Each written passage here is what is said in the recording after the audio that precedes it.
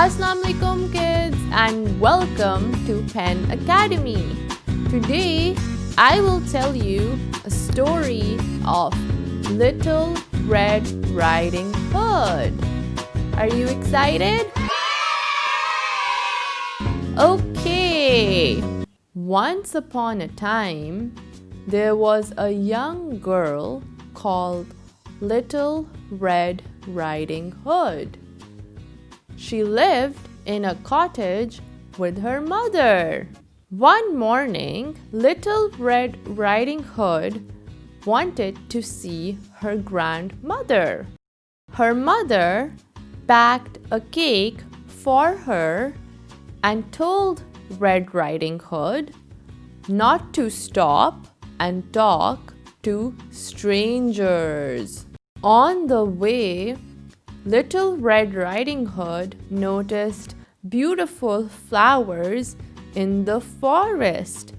She picked the flowers and also saw some butterflies. She was enjoying so much. She did not notice something was approaching behind her. Suddenly, a wolf appeared in front of her. "What are you doing here, little girl?"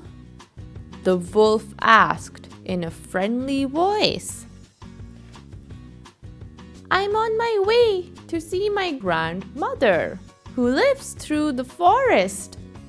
Little Red Riding Hood realized how late she was and rushed towards her grandmother's house. The wolf took a shorter route. The wolf reached the grandmother's house before Little Red Riding Hood.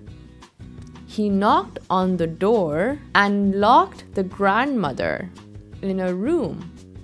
Afterwards, the wolf wore the grandmother's clothes. When Little Red Riding Hood came, she asked the grandmother, "Why are your ears so big?